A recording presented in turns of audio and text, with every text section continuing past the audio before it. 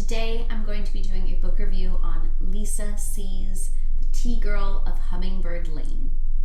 So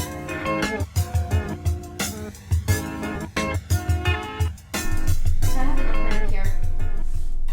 This was a 5-star read. This was a book that I knew was going to be a favorite. I'd put it off for a long time. I couldn't even tell you why.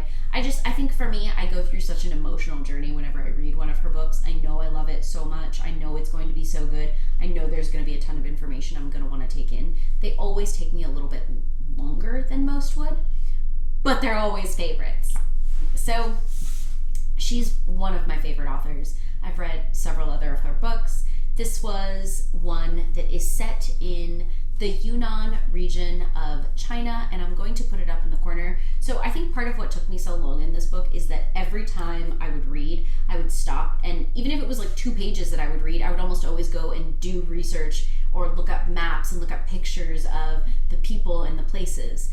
This is a relatively contemporary novel. It is set in like the 70s going forward in China. And this is I think it's labeled as literary fiction, but there's so much of everything. It's strongly historical fiction. I also really she is Chinese, and she takes such beautiful care. Not only is she beautiful at just her word choice, everything. She's a poet with her words. It's actually beautiful to read, but it's also so information heavy, and she takes such care, and they're so well researched. The material, her characters, it's beautiful. So, telling you all of that, let me tell you what the book's actually about. So, the book follows this girl named Li Yang, and she is of the Aka people in the Yunnan region of China where they grow tea. And at first they're very, very poor. They're culturally so remote in their area that they were basically, all of the different ethnic minorities were basically categorized into all of one, and everyone else, like the people you would normally see in China, are Han majority. Everyone else is minority. So she is of one of those minorities, and it is the Aka people, A-K-H-A, and they grow Pu'er tea, or Pu'er, depending on the type of dialect. I believe she has a note in the book. But anyway, side note, I found some of that tea at a tea shop, and it turns out it was really good. I'll talk a little bit about that later. I got super excited about it. It's it totally makes you want to drink tea big time. I'm not even a huge tea drinker. Or I wasn't. Anyway, so the story follows Li Yang as she's a little girl, and it basically follows her journey. It's super character driven, but it follows her journey throughout her life. And I'm just going to stop right there, and that's pretty much all you need to know about the book. Is you're going to learn about tea, you're going to figure out what happens to Li Yang, but almost anything that I tell you going forward is going to be in some way a spoiler. So please be aware, this is a book discussion. I'm going to talk about spoilers. There's no way to not with everything I want to say about it. So I super recommend you check this book out. It is well worth it. If you don't want to hear any spoilers, probably stop listening here. Okay, so basically it follows Li Yang as a little girl, and in her village there's a lot of customs that were they call their word for it for being very old school and village people is tu. So she all of their sort of traditions like that, and their cultural things with spirit gates and the way that they are taught to care for children and what lives are cared for and are necessary. So she ends up witnessing and experiences, and I'm also going to say this book is not necessarily easy to read. There are really difficult things that take place in the book because life is hard, and life for these people was hard in a way that most people wouldn't really be able to even fathom, at least not in industrialized worlds. Anyway, there are certain things that, if you think about the cultures and the way that they needed to live and for their people to survive, kind of makes sense, but they're horrible. And it also happens in the first 50 pages of the book. She's here, let me gut you first. Rough. So as you go forward, and at this point she's really young. It was also something that really stuck out for me is the way that the family talks to her in the early stages of the book, it feels very cold, and just not very familial. Like they forever call her girl. She doesn't even have a name. They just call her girl. And at first I thought that was really rude, but later it was just kind of like their love is shown in the book. Just because they call her that is just a different, colloquialism, I suppose. They're very separate in certain things. So anyway, so as she kind of grows up, she experiences their culture, she learns about it. She is also a very smart girl. Pupil in general. She is one of the people that, along with this other boy named Sampa, who she kind of has, let's go with history with. They're both kind of the smartest people in the class, and inevitably, they obviously fall in love, which is glorious. And so she has, things that take place with her, and she basically goes and learns about school and everything like that. They have this custom also where it's boys and girls are encouraged to steal love, which is basically go have sex in the forest, and they basically try each other out until they find one they like, and then they go and I think they say eat, pray, work is their word for getting married, but they basically are like, I'll go eat, pray, work with you. Eat, pray, work, no. It's like eat, work, sleep. That's what it is. I'll go eat, work, sleep with you. I think that's what it is. Yeah, and that's basically their word for I will marry you. But that's how their customs work. But it is entirely possible to get prego. So basically, she falls in love with Sampa because they're 16 and little and just singing in the fucking tea fields. Who else is there but the one dude? So she basically falls in love, and he's not worthy. The family is okay, so this is one point where you can very much tell that the family cares for her. The dad does not let her marry just anyone. She does not let her marry Sampa because he is not worthy. There are reasons. Anyway, he has to go become worthy, but she gets, she's obviously left pregos, and no one can find out about it either. The mother is this very well-respected elder in the village too. She is a somewhat of a shaman person. It should also be said the women in her lineage have a very special ancient tree that everyone in the family regards as basically trash, but only the women in the family are there to take care of them. That will come in later, but it's a special tree. And so they also have a special connection. She knows that she's the one that's going to basically inherit that role in the family. So at some point, she basically takes her up, the mother, who's also the midwife, by the way. She's pretty much everything in the town. She takes her up into this grove where she has her child. And dude, also, the mom is a hard bitch. So basically, she's takes her up into her grove, which is up in the strong, up in the mountains. They're basically the only people that can get up there or know how, because it's so ridiculously remote. So she has this baby girl, and she basically is look, normally their tradition and their custom would be that you have to go, kill the child because you cannot have it. There's a lot of thing about human rejects, and I think in a society where they were a nomadic society at the time, they were living kind of hand to mouth, and just they were just so poor they could really not afford to have any being that needed additional care that couldn't carry its weight. So some of their customs make sense for the way that they lived, but just it's hard to hear, it's hard to read, especially looking at something and judging it through Western eyes. Anyway, so she basically has the baby, and then she gives her this beautiful tea cake from their ancient tree because she is a daughter in their lineage, and she basically tells her, you are going to go, I'm not going to, this is our child, this is part of us, I'm not going to make you kill the baby, but you have to go give it to an orphanage. So she basically sends her out to this town, alone in the dark, to go and give this baby up for adoption, which is basically illegal. This is another thing that was really, really, really cool about this book, because I had no other knowledge whatsoever. It was the time, they talk a lot about what it was like in communist China and the things that stayed and the things that they just weren't out of. Like I said, this is about, at this point it was it was in the 80s. So it wasn't like it was crazy old. It wasn't ancient. It was modern history.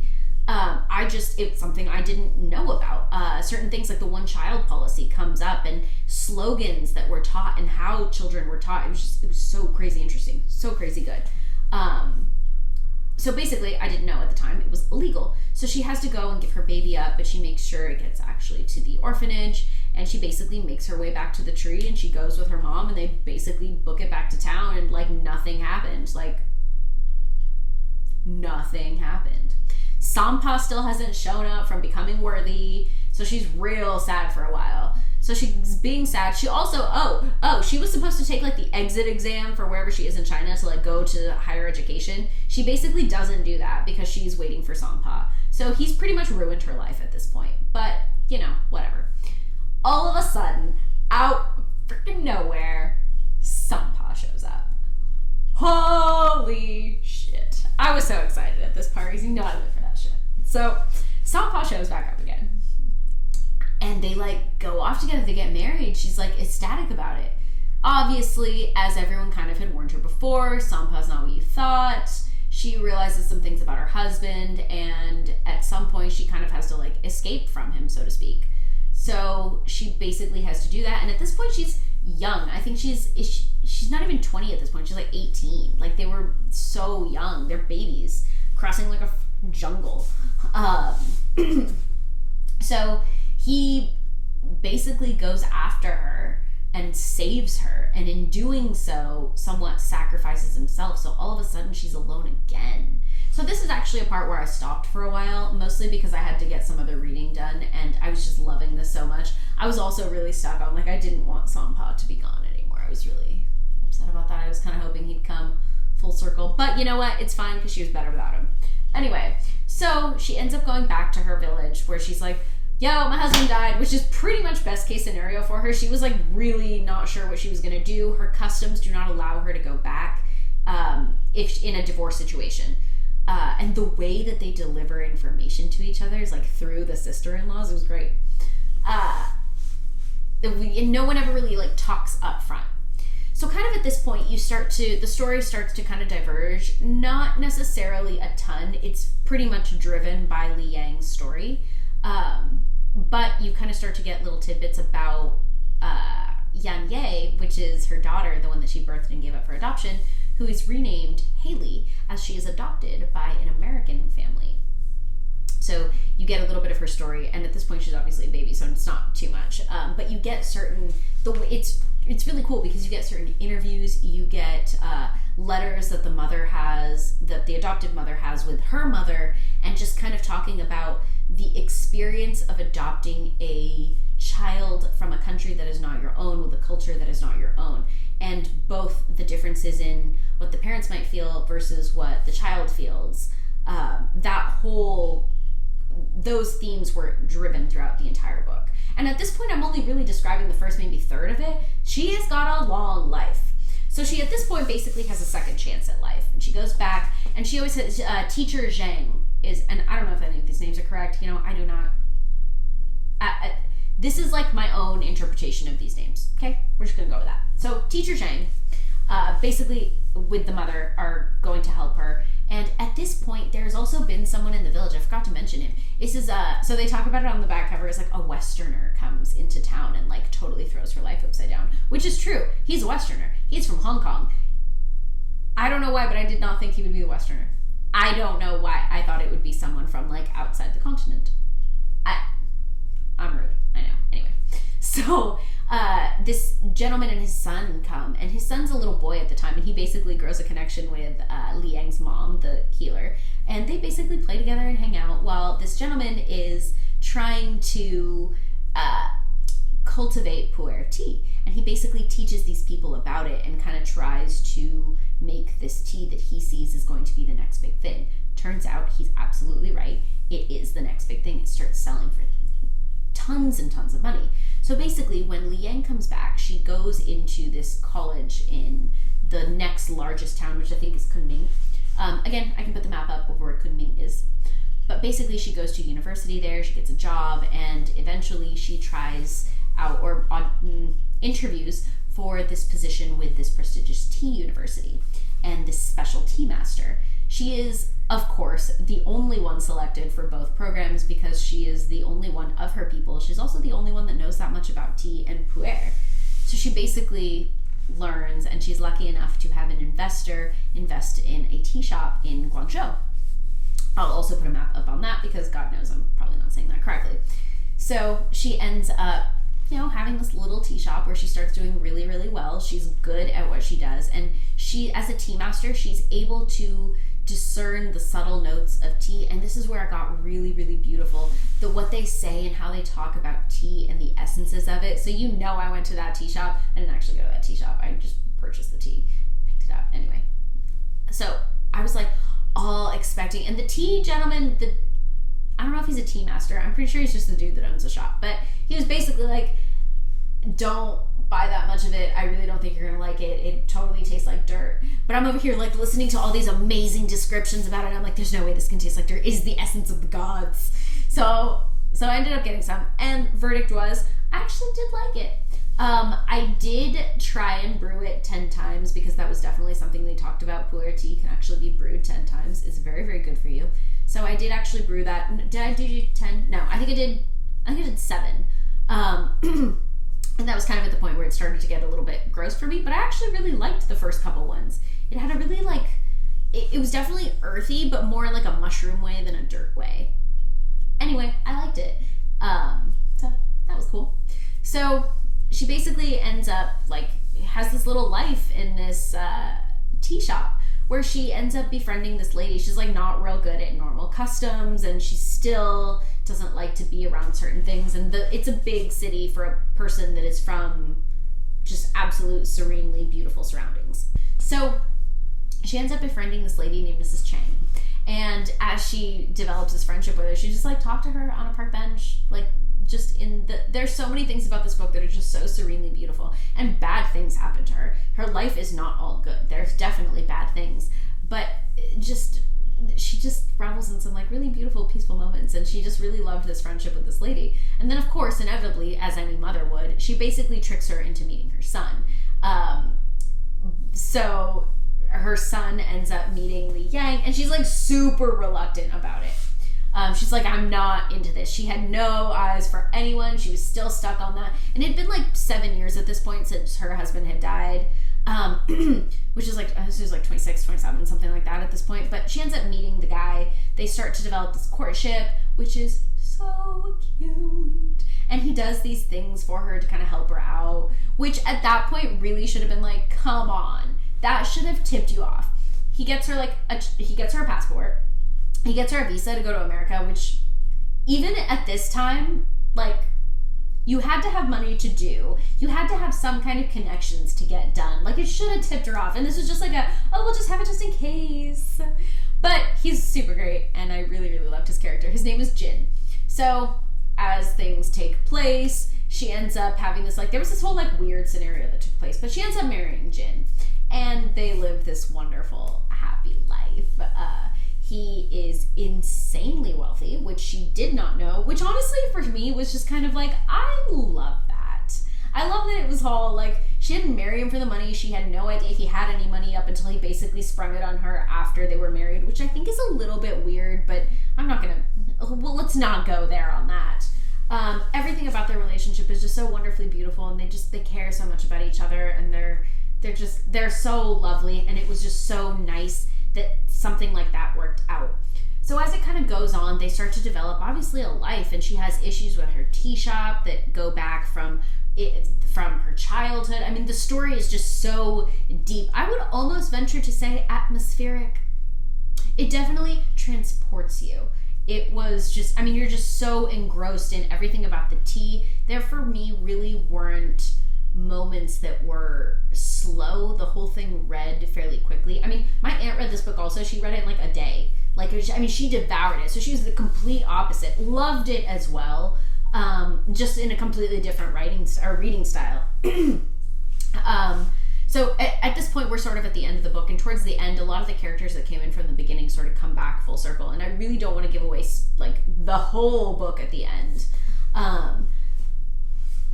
Screw it. At this point, I have already. Whatever. So Sean, the little boy from the village, comes back at the end, and he sort of develops his friendship with. Li Yang goes by Tina because she ends up moving to the U.S. And at this point, she has a connection to the U.S. because Jin made the effort to go to where her family lives. The village where her family lives is called Springwell, and I think that could just be a fictional place.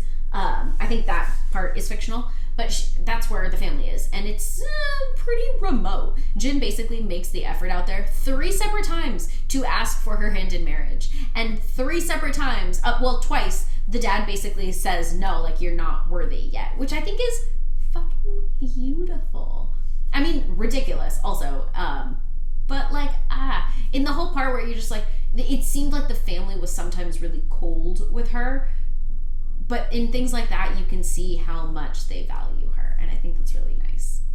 So, obviously, they end up saying yes, and the mother pretty much from the get-go was like, hey, she needs to go to the U.S. She doesn't know why, or she doesn't tell him why at that point, but ultimately, it's just so that Li Yang can kind of find ways or make attempts to find her adopted daughter. And so then it kind of starts to develop the question of like the adoption. The Haley's part becomes more relevant at this part as she kind of gets older and sort of starts to develop her relationship with wanting to find her birth mother. And she has led a very good, privileged life where she is, and she's really happy about that. But there's always just this, I want to find my mother. She's always kept the tea cake that she had, which I thought was really cool. And that's kind of been the marker of knowing where to find it. So as it basically ends, she ends up meeting this like tea nerd is what she calls him, and he goes by Sean, who turns out to be obviously the little boy from the beginning that goes to the village with the dad, and he is a tea nerd. They meet at like a tea expo in Los Angeles, and he basically tells her like, here, let me take you to the place of origin, where she basically decides to do her graduate studies in. Her mother is a biologist, like her adopted mother is a biologist, and her father is an arborist, so she's obviously really ingrained in naturalistic things. Her thesis in college is to write about Pu'er and basically do an exploration of that. So she meets this guy, and they're gonna go do basically a study in China to, meet people, collect samples. Turns out, obviously, it's the same little boy. I have ruined the book for people, by the way. Sorry. Obviously, the little boy is Sean, who at that point, I don't think it ever said that Sean was Shenrong, I think is his original name. Who knows if I'm saying that. Anyway, so she ends up going, and obviously because of the connection to the place, he's like, show your tea cake to these people. If anyone is going to know where your tea cake came from, these people would be the people. So obviously she shows it to Amma, and she recognizes her, and she just they don't speak the same language at this point. She doesn't speak Akka. If she speaks any Mandarin at all, she might be able to get by, but that's not at all. So she really doesn't understand what the woman is saying to her at all. And she basically is like, you need to follow, or Sean basically is like, look, you need to go with her and I can't go with you. Like, no boys allowed, pretty much. And she takes her, and all of a sudden, Li Yang is there, and then they meet. So the only thing I will say, that the only thing I would have liked a little bit more of was that is literally where it ended. Literally where it ended. I would have liked a little bit more closure, but I will also say I could also see this having been written with more to say at the end, like additional closure, more about the relationship, and I do think that possibly would have been a different book. So thinking about it that way, I guess I'm okay with the ending, but it was so good I just didn't want it to end. I just wanted more there. It felt really abrupt, is the only thing I will say. Did it detract from my liking of it? Absolutely not. Is it a 5-star book? 100,000% yes. It was super good. I mean, I don't even think this is a historical fiction that I would say. I've always really liked just books about kind of everything and something new that I've never known about, and this is 100% it. I wish more people talked about it. It's a little bit, I don't know if I want to say denser than other things. No, absolutely not. I think it's easier to read than some of the stuff that comes out sometimes, honestly. Go check it out. Lisa C., the Tea Girl from Hummingbird Lane. Those are my thoughts on it. I really hope you enjoy it. Or for that matter, if you don't enjoy it, please say something, because I would really like to see why people wouldn't like this. Because I loved it so much, I just can't fathom why anyone would hate it, but I'd be interested to see. God, I hope not.